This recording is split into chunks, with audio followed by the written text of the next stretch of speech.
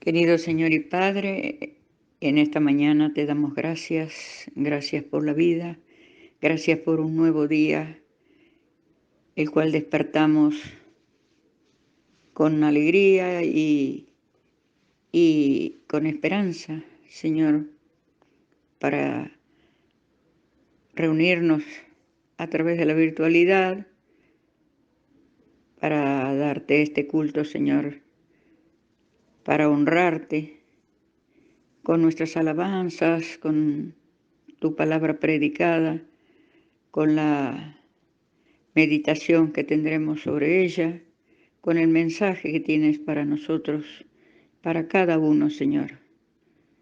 Gracias, gracias por estar siempre en nuestras vidas, para enseñarnos, para guiarnos a través de tu Santo Espíritu.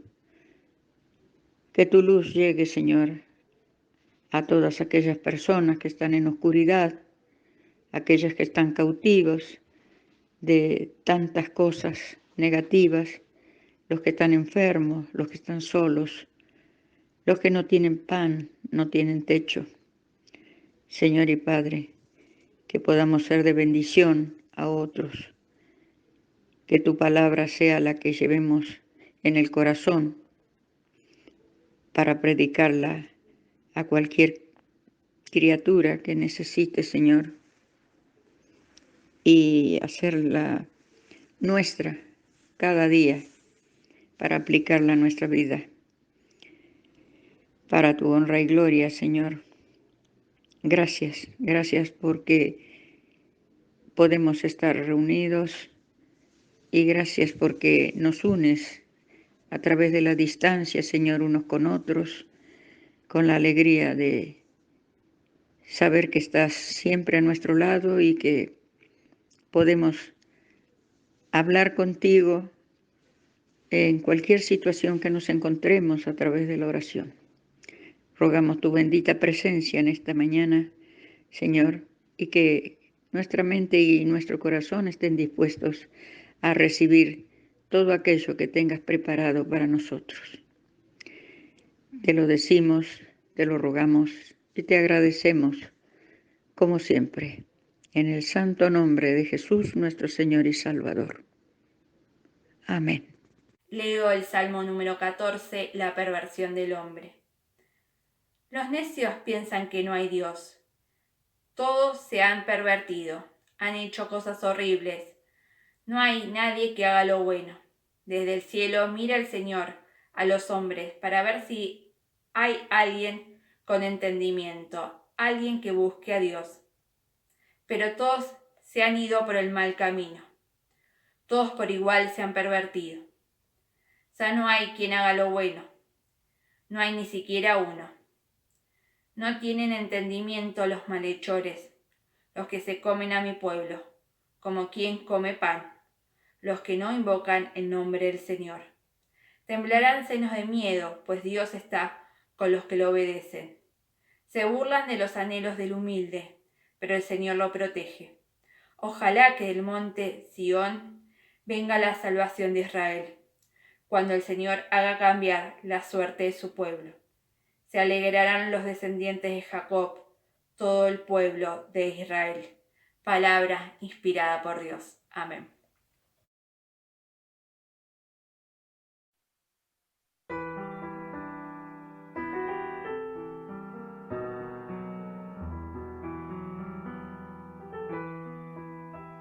Porque hay un mundo pleno de belleza que de la mano del Creador salió y se reviste cada primavera de nuevo encanto, fuerza y esplendor. Porque a pesar de nuestro rumbo insano, Dios hecho carne al mundo descendió. Fue nuestro amigo, se hizo nuestro hermano y de la vanidad nos rescató. Mi vida entera vibra de alegría, mi copa rebosará.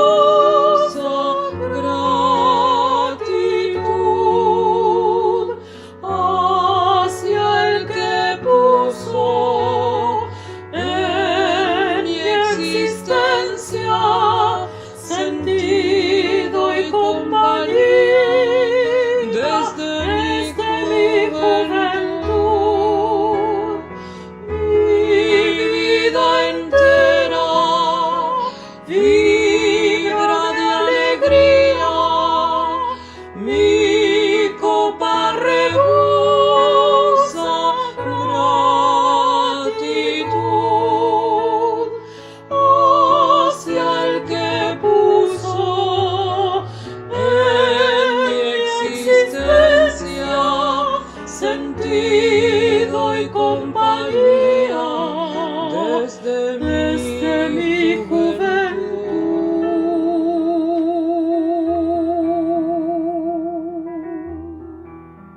Porque no solo entonces nuestra historia cobró sentido al paso de Jesús, sino que aún brilla su presencia y gloria en estos tiempos ávidos de luz. Porque en las páginas de su palabra los pensamientos del eterno Dios siguen hablando a la conciencia humana con el acento cierto de su voz. Mi vida entera vibra de alegría, mi copa rebosa gratitud hacia el que puso en mi existencia sentido y compañía desde mi juventud. Mi vida entera vibra de alegría, mi copa rebosa gratitud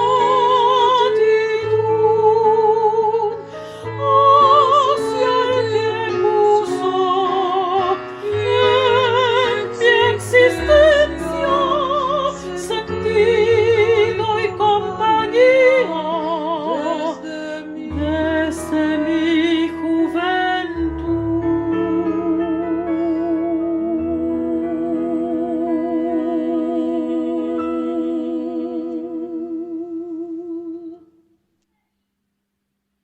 Hemos escuchado la canción Porque hay un mundo. Porque hay un mundo al que Dios le ha puesto sentido y gratitud desde su juventud. Damos gracias porque Dios le ha dado sentido a nuestra vida.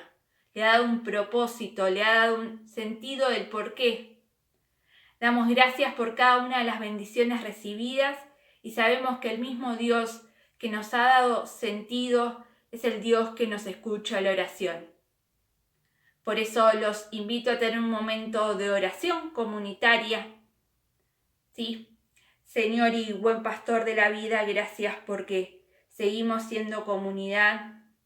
Señor, te pedimos que pronto nos volvamos a encontrar físicamente y hasta que eso ocurra, que nos sostengas con ese sentido que le has dado a nuestras vidas, que nos sostengas y nos permitas acompañarnos los unos a los otros. Señor, también te pedimos por aquellos que están cansados de sus trabajos, por los trabajadores esenciales que hace más de un año que están trabajando sin cesar, Señor. Te pedimos que tú obres y te manifiestes en el nombre de tu querido y amado Hijo Jesucristo, nuestro Señor y Salvador. Amén.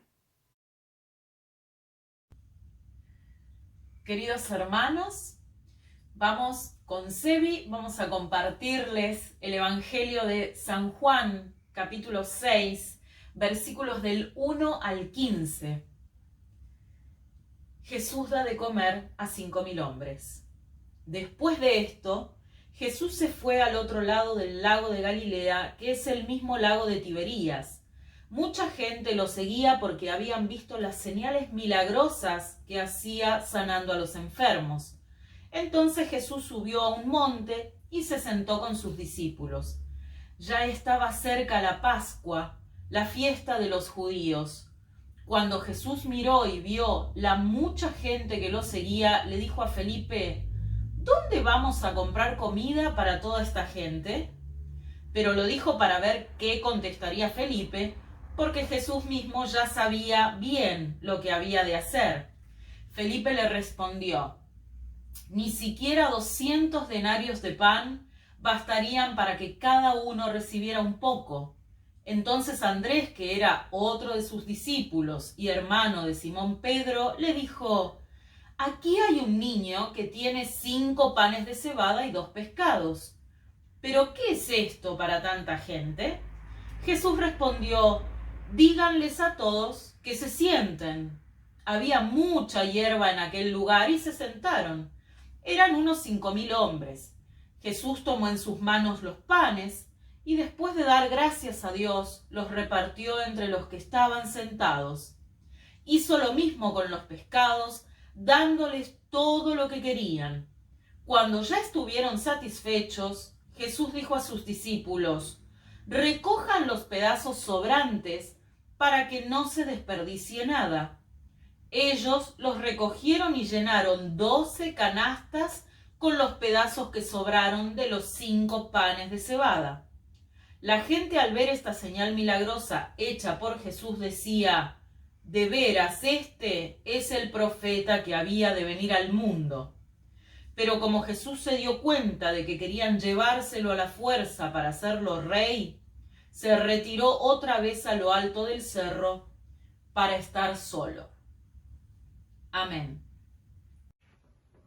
El pasaje que se ha leído del Evangelio de Juan relata un episodio de la vida de Jesús que tiene que ser muy importante porque también lo relatan los otros 3 evangelistas, cosa poco común, con pequeñas diferencias. Nos cuenta que mucha gente seguía a Jesús. Nos dicen los textos que eran 5.000 hombres, sin contar las mujeres y los niños, ya una cuestión de género de aquella época. Pero digamos que había otros tantos, o por lo tanto debía ser alrededor de 10.000 personas, que para la población de esa época era una enormidad, era una multitud. Y toda esa gente, ¿por qué no seguía a Jesús? No hay muchas explicaciones, pero Juan sí agrega algo y dice: porque habían visto las señales milagrosas que hacía sanando a los enfermos. Habían visto. Tenían seguridad de que esto sucedía. Ahora, había 10.000 enfermos. Flor de pandemia sería si fuese así. Es poco creíble. Tenía que haber otras razones. Sí, podía haber algunos enfermos entre ellos con esperanza de ser curados, ninguna duda. Era ir a ver curaciones, una especie de show que la gente quería ver. Eran los enemigos de Jesús que iban a ver si fracasaba en alguno de los intentos. Iban porque iban los demás. Iban por sus enseñanzas. Seguramente había de todo. En 10.000 personas debía haber de todo. Y eso es un universo de intereses que pasa cuando hay mucha gente. Y a pesar de que pase algo importante, como nos pasa ahora en este momento, también hay otros intereses que varían de unas personas a otras. Lo cierto es que alrededor de 10.000 personas seguían a Jesús.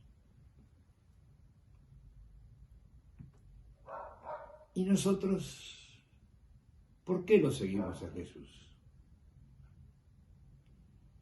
Tal vez sea una pregunta importante para que nos contestemos en lo íntimo del corazón, en oración, revisando nuestras propias vidas y preguntándonos: yo me llamo cristiano, me considero un seguidor de Jesús, ¿por qué lo soy? Es cierto que tenemos puntos en común. Todos los cristianos reconocemos en Jesús al enviado por voluntad de Dios para acercarse a nosotros y aceptamos el llamado que nos hace. También todos por fe reconocemos el sacrificio de Jesús como la demostración de que ahí Dios perdona nuestros pecados y nos promete ni más ni menos que la vida eterna. También aceptamos sus enseñanzas como la guía de nuestras vidas y de nuestra conducta, intentando seguir ese camino que es verdad y que es vida. Sabemos que estamos en un mundo que necesita de un testimonio y de un servicio que debemos dar los cristianos. Ahí estamos todos de acuerdo. Pero además, cada uno podría decir, pero yo sigo a Jesús además por tal cosa. Esto es personal y creo que es bueno que lo pongamos en claro. Pero vamos al pasaje que se leyó. Vamos a ver qué nos enseña. Dice claramente que la gente quería ver milagros. Pero también dice que la preocupación de Jesús no era hacer milagros. La preocupación de Jesús era cómo iban a hacer para darles de comer. La preocupación por el hambre. Sabiendo que la gente tiene hambre, Jesús está preocupado por el hambre de la gente. Esto es toda una lección para nosotros. Dice el versículo 6 que Jesús, que perfectamente podría haber hecho un milagro y todo el mundo tenía la alimentación que hubiese querido, no hace eso. Llama a los discípulos, los 12 discípulos que estaban con él, y les pregunta, ¿qué pasa acá? ¿Qué tenemos para darles de comer? Y claramente Felipe, nos dice ahí en el versículo, dice, es imposible. Ni con 200 denarios, que era un montón de plata, podríamos comprar la comida para 10.000 personas, y menos aún no tendríamos dónde ir a comprarla. Era la visión de Felipe. Andrés, otro de los discípulos, ve algo más. Y dice, Jesús, lo único que hay es ese niño que está ahí, fíjate, que tiene 5 panes y 2 peces. ¿Qué hacemos con eso para tanta gente?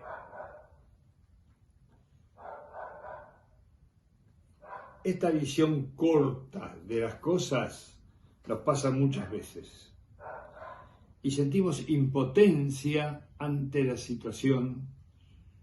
Y nos parece que, bueno, no se puede hacer nada, yo no tengo la culpa. Pero Jesús ve lo que los demás no ven. Siempre. Y acuérdense lo que leímos. Lo primero que hace Jesús no es darles de comer. Le dice a los discípulos, vayan y díganse a la gente que se sienten. Háganlos sentar, que esperen un poquito. Tal vez aquí hay una lección. Hay que saber esperar el tiempo de Dios. El tiempo de Dios no necesariamente es el nuestro, es el de Él. Y hay que saber esperar el tiempo de Dios. Si habremos visto y leído y escuchado sobre este pasaje. Pero leyéndolo y releyéndolo, se me ocurrió pensar que el personaje principal del relato posiblemente no sea Jesús. Posiblemente no sean los discípulos. Posiblemente no sea la multitud, sino que el personaje principal es el niño. Sí, es el niño. Que con lo que tenía, 5 panes y 2 peces, nada. Tal vez para él alcanzaba, pero nada para 10.000. Se lo dio a Jesús. Y si recuerdan el pasaje, dice que lo primero que hizo Jesús fue, dio gracias a Dios. ¿Gracias de qué? ¿De lo que tenían? ¿De ese poquito? ¿Dio gracias de la actitud del niño que lo puso allí? En este relato tal vez no importa el milagro, importa la lección. Con lo poco que tenía el niño, Jesús hace que todos queden satisfechos. Y ahora les toca a los discípulos, porque Jesús casi no hace nada sin involucrar a los discípulos o a las personas. Aquellos discípulos que estaban convencidos de que no iba a alcanzar, ahora reciben la orden de repartir el pan y los peces y que cuando terminen de comer y queden satisfechos, recojan lo que sobraba, hasta las miguitas. Y aquí viene una gran lección. Dice que recogieron 12 canastas con la comida. ¿De dónde salieron las canastas? ¿Quién llevó 12 canastas? El niño tal vez tendría una para llevar lo suyo, pero no creo que entre esa multitud habría 12 personas con 12 canastas vacías. ¡Qué casualidad! ¡Qué casualidad! El relato dice que Jesús entregó 12 canastas. ¿A quién? A 12 discípulos. Los involucró a todos. Les dio una canasta a cada uno. ¿De dónde la sacó? Y aquí tal vez hay un pedacito de la historia en la que no hemos reflexionado demasiado. Porque cuando nos aproximamos a Jesús porque necesitamos de Él, de alguna forma que la mayoría de las veces no entendemos, recibimos algo. Pero también recibimos una canasta con lo que nosotros necesitamos, pero que otros también necesitan. Y permítanme una interpretación a manera de metáfora. Pensemos que los panes y los peces son el Evangelio. Aquello que nos salva cuando no tenemos alimento y aquello que además nos alimenta para crecer, estar bien y estar fuertes. Panes y peces representan el Evangelio.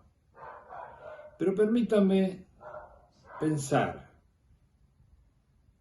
que además está la canasta y que posiblemente Jesús no solo multiplicó los panes y los peces, sino que multiplicó las canastas. Tal vez la misma canasta que probablemente tenía el niño. Así que siempre hemos hablado del milagro de la multiplicación de los panes y los peces. A partir de ahora, permítanme hablar de la multiplicación de los panes, los peces y las canastas.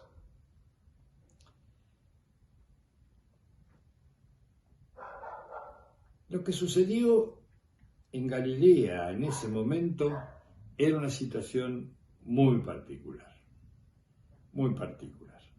No era común juntar a 10.000 personas para seguir a alguien, y menos aún prever que habría que alimentarlos. Hoy el mundo, nuestro país, nosotros, vivimos en una situación totalmente desconocida. Nunca sucedió en la historia de la humanidad lo que está sucediendo hoy, una pandemia que abarca a todos, que nos junta a todos.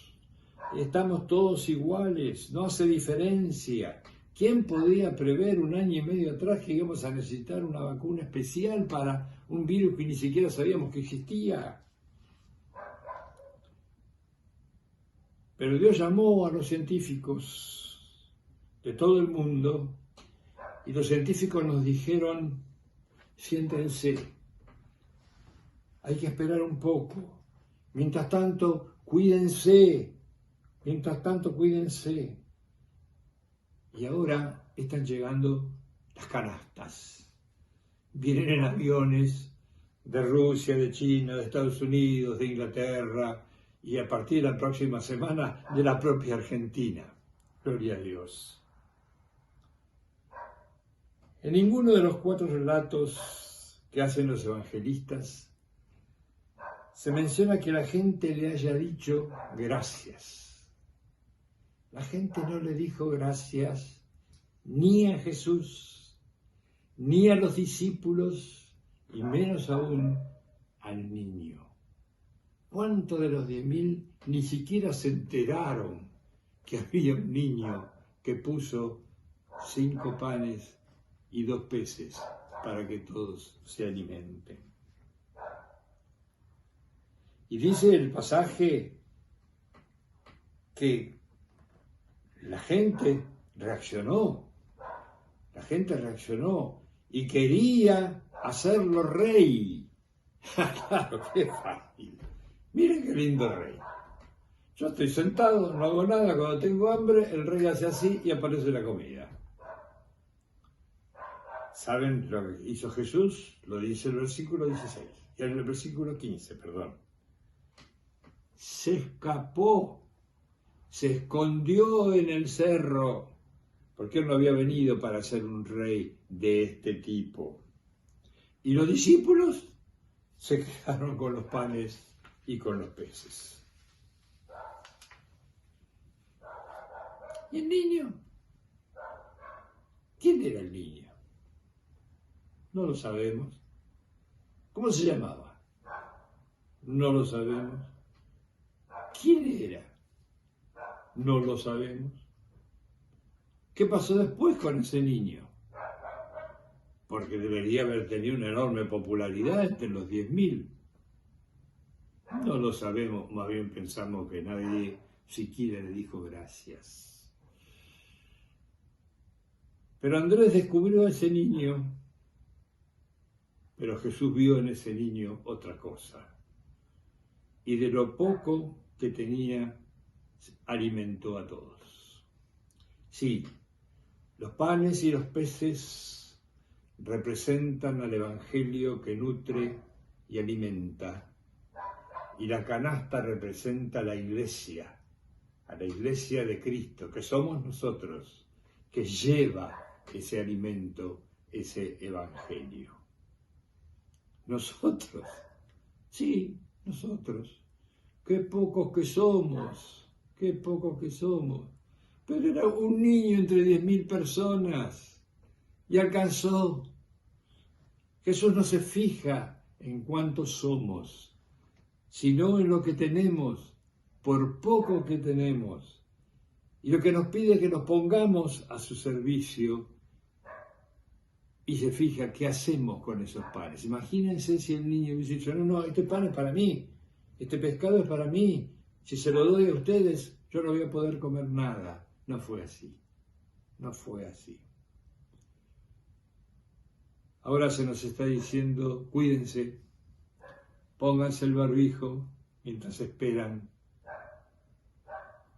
Tomemos nuestras canastas en nuestras iglesias de la forma en que podemos hacerlo y pongamos los panes y los peces, el Evangelio, en manos de la gente. Que Dios nos bendiga. Damos gracias por la posibilidad de este culto y pedimos su bendición en nombre del Padre, del Hijo y del Espíritu Santo. Amén. Bendecida semana y ahí donde estés, te invito a que hagas siempre el bien, que siempre donde estés amando. Bendiciones.